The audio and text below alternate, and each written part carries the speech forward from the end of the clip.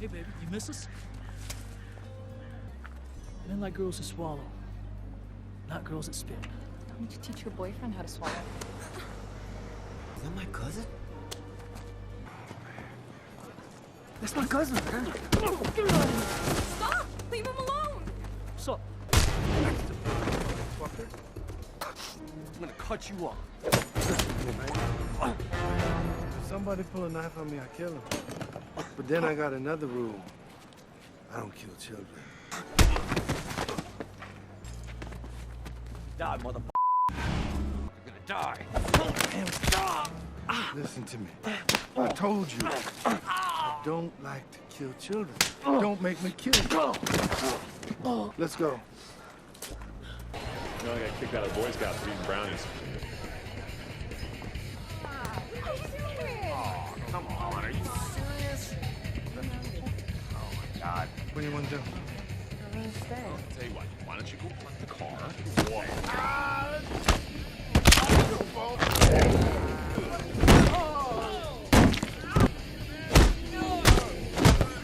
Let him go.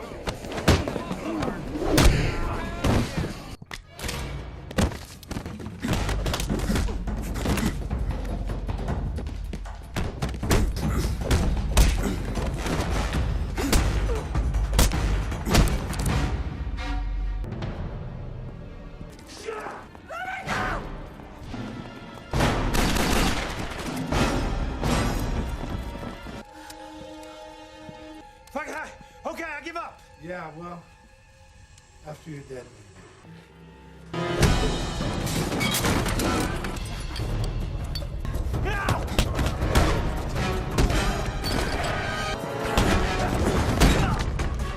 Get the fuck off me!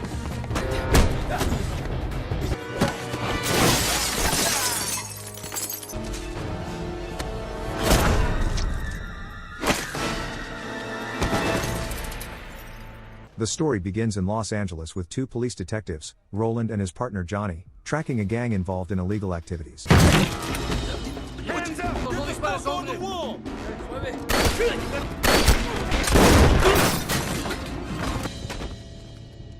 Clear. After the shootout ends, Johnny notices a large amount of cash belonging to the gang and suggests they take it for themselves, keeping it secret.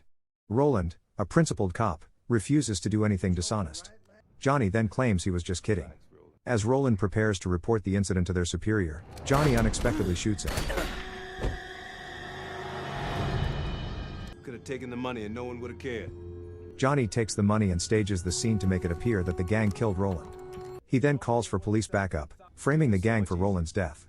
When other officers arrive, Johnny acts devastated, saying he failed to protect Roland, whom he calls his best partner. Unbeknownst to Johnny, Roland survived and is hospitalized in critical condition.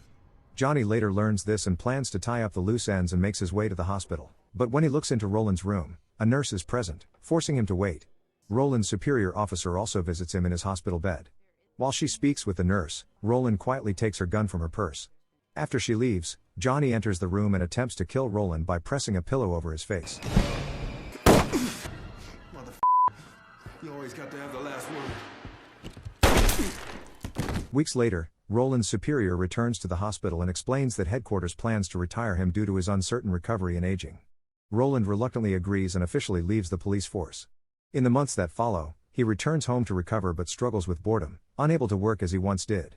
Not long after, he receives devastating news: his wife and children were killed in a car accident. The story shifts to the border of New Mexico and Texas. A wealthy man named Connor prepares to attend a boxing match with his daughter Nikita. Nikita's boyfriend, Mason, is one of the fighters. Mason wins the match, and later that night, he hosts a celebration party. Nikita enjoys the event, and when it ends, they leave with several bodyguards closely guarding her. Soon after, things take a violent turn in the parking lot. A group of kidnappers suddenly attacks the bodyguards, attempting to seize Nikita. Amid the chaos, Mason does the unthinkable: he abandons Nikita and flees the building while the bodyguards fight desperately to protect her.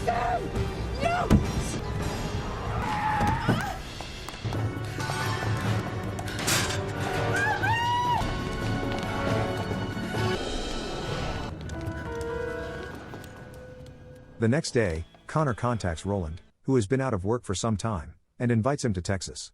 Roland accepts, and Connor sends a driver to pick him up from the airport. During the drive, the driver notices bullies harassing his younger cousin and stops to intervene, only to be beaten badly. What's the problem?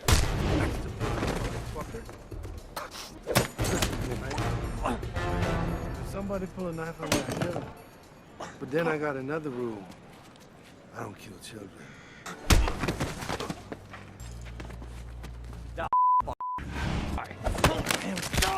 I told you.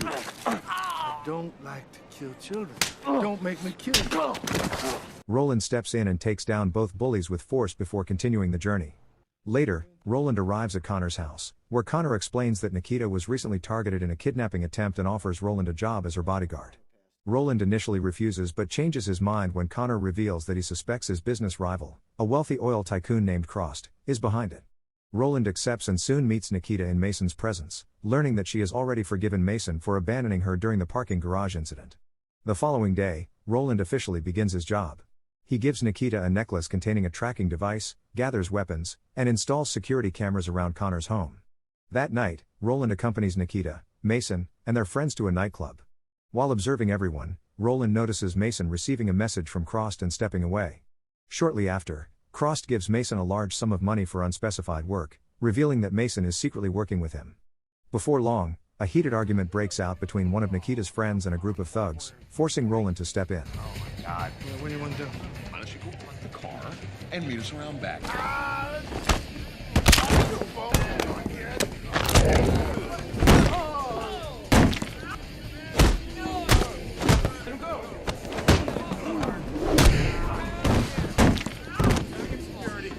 Within seconds, he neutralizes the thugs and removes Nikita from the club. Outside, Mason confronts Roland over his friends being involved, but Nikita sides with Roland. You going with him now?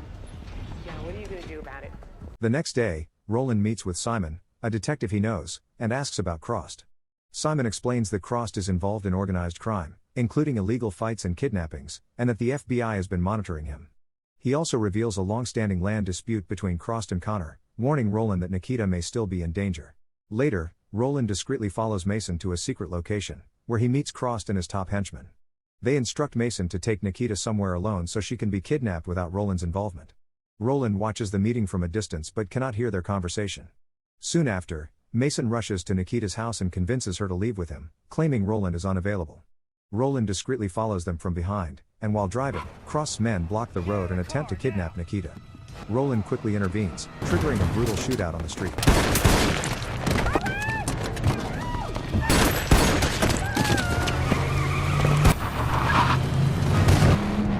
Sit tight.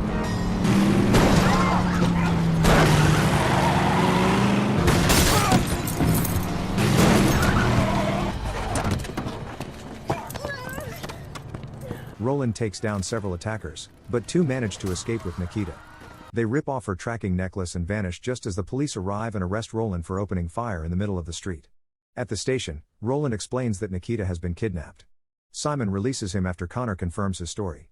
Not long after, Crost contacts Connor and demands $5 million along with a land certificate, threatening Nikita's life and warning him not to involve the authorities. Simon later visits Connor and offers help, but Connor refuses and keeps Roland out of the situation. Determined to act, Roland visits the driver and learns that Nikita had previously been taken to Mason's place.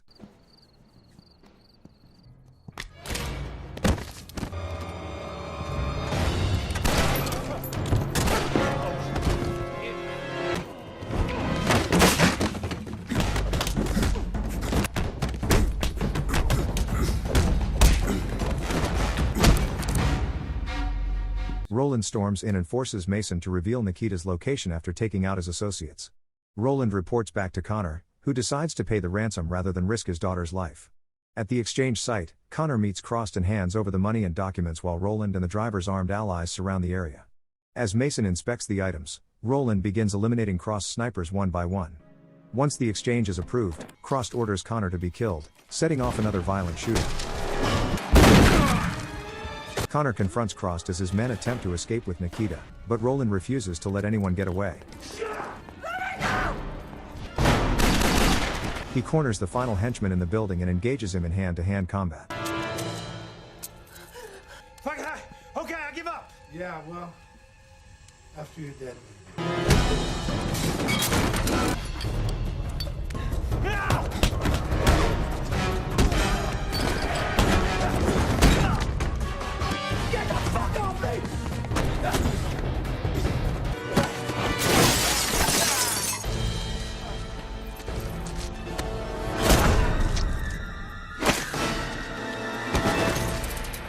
Roland rescues her after taking down the thug. Outside, just as Connor prepares to kill Crossed, police, tipped off by Roland, arrive and order him to drop the weapon. Connor complies, and Crossed is arrested. Finally, Connor reunites with his daughter and thanks Roland for saving her. Subscribe for more dramas like this, and don't forget to like this video, it really helps the channel grow.